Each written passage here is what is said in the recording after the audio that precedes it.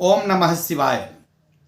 आइए बात करते हैं भाद्र शुक्ल पक्ष के तृतीया तिथि को हरितालिका तीज मनाई जाती है और हरितालिका व्रत अर्थात तीज 17 को मनाएं, 18 को मनाएं या 19 को मनाएं।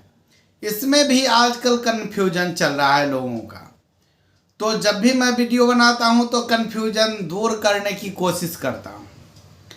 अब चौचन कब है अर्थात कलंकी चांद का जो अर्घ पड़ता है वह तीज के एक दिन बाद पड़ता है। इस बार कब है इस पर मैं विस्तार से आप लोगों को बताता हूं कि आप लोग हरितालिका व्रत अर्थात तीज कब करें, चौचन कब करें और गणेश उत्सव कब करें और गणेश चतुर्थी व्रत कब करें। तो गणेश उत्सव अलग है और गणेश चतुर्थी व्रत अलग है। तो आइए इस पर विस्तार से हम चर्चा करते हैं। रविवार को अर्थात 17 सितंबर 2023 को दिन में 9:31 तक द्वितीया तिथि है। 9:32 से तृतीया तिथि आरंभ हो जा रही है। तो कुछ लोग ऐसा सोच सकते हैं कि तृतीया व्रत जब तृतीया तिथि आरंभ हो जा रही है तो तीज इसी दिन हो जाए, लेकिन ऐसा बिल्कुल नहीं है। उद्या तिथि में तृतीया तिथि जब आती है तब जाकर के उस दिन लोग तीज का व्रत करते हैं, हरितालिका व्रत करते हैं। और जब चंद्रमा का उदय चतुर्थी तिथि में होता है तो चंद्रार्घ प्रदान करते हैं अर्थात चौचन का पवनी करते हैं, चौचन का व्रत करते हैं। गणेश चतुर्थी उत्सव जिस दिन चतुर्थी तिथि में या अपराह्न काल में चतुर्थी तिथि आ जाए, चतुर्थी तिथि में सूर्योदय हो या अपराह्न काल के बाद तक चतुर्थी तिथि यदि आ जाती है तो उस दिन भी गणेश उत्सव आप मना सकते हैं। यह गणेश उत्सव चतुर्थी से लेकर के चतुर्दशी तक चलता है। यह 10 दिनों का उत्सव मनाया जाता है जो महाराष्ट्र की परंपरा में है। अब बात करते हैं कि तीज कब मनाएं और चौचन पवनी कब मनाएं अर्थात चौथा चांद गणेश चतुर्थी व्रत कब मनाएं। तो यह आप लोग कन्फर्म हो जाइए कि 18 को तृतीया तिथि में सूर्योदय होगा और वह तृतीया तिथि 10:27 तक रहेगी। तो उस दिन भर सुबह से लेकर के सायंकाल तक जब तक चंद्रोदय नहीं होता तब तक आप तीज का पूजन कर सकते हैं। सभी शुभ मुहूर्त इसमें आ रहे हैं, इसलिए उस दिन आप तृतीया तिथि अर्थात तीज का व्रत करें और जैसे ही चंद्रमा का उदय होगा तो आप चंद्रार्घ प्रदान करें अर्थात उसी दिन चौचन पवनी भी पड़ रहा है तो चौथा चांद ढेलही चांद उसको बोलते हैं। उस दिन कलंकी चांद का अर्घ पड़ता है।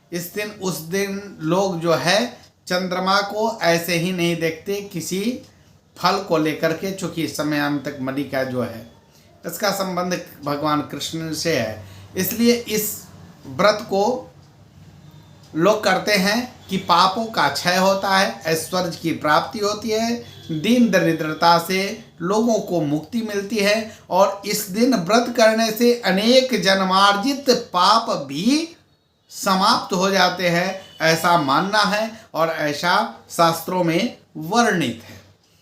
बात करते हैं कि चतुर्थी तिथि में जब 19 तारीख को सूर्योदय होगा अर्थात चतुर्थी तिथि जब आएगी तो वह चतुर्थी तिथि 19 तारीख को दिन में 10:53 तक रह रहा है। तो 10:53 के पहले गणेश जी का प्राण प्रतिष्ठा करके जहाँ मूर्ति का स्थापना है वहाँ आप स्थापित कर सकते हैं, या 18 तारीख को 12 बजे के बाद आप गणेश उत्सव इस दिन से भी मना सकते हैं। यह चलेगा 18 से 28 तक या 19 से 28 तक। अब आप दोनों दिन ही उत्सव मना सकते हैं, इसमें कहीं कोई कन्फ्यूजन नहीं है। और इस व्रत को आप लोग अच्छे से करें, इसमें कहीं कोई संदेह नहीं। और शुभ मुहूर्त जो है तीज का वह है 6 से लेकर 9 बजे तक सुबह में। तो इस दिन आप भगवान शिव, माता पार्वती, कार्तिकेय, कृतिमुख और गणेश की पूजा करना बिल्कुल ना भूलें। विधिवत पूजन करने के लिए पति पत्नी साथ में बैठ कर के यदि पूजन करें तो इससे सौभाग्य की वृद्धि होगी, ऐश्वर्य की वृद्धि होगी, संतति की भी प्राप्ति होगी, अनेक जन्मार्जित पाप भी नष्ट हो जाएंगे। और साथ में यदि आप आर्थिक तनाव में रहते हैं और आर्थिक स्थिति से आप बहुत कमज़ोर हैं तो उससे भी आपको मुक्ति मिलेगा। तो आप लोगों का हम समझते हैं कि कन्फ्यूजन दूर हो गया होगा। 18 को हरिताल का तीज और चौथा चांद अर्थात चौचन का व्रत एक ही दिन मनाना है। और गणेश जी का उत्सव आप 18 को भी मना सकते हैं और 19 को भी मना सकते हैं, दोनों दिन मना सकते हैं, क्योंकि यह 10 दिनों का उत्सव है। और यह 28 तारीख को गणेश जी का जो है वह विसर्जन होगा। चतुर्दशी तिथि, भाद्र शुक्ल चतुर्दशी तिथि को गणेश जी का जो है विसर्जन हो जाता है। उस दिन से पूजा, ऐसे भारतीय पद्धति में प्रतिदिन गणेश की पूजन शुभदायक है।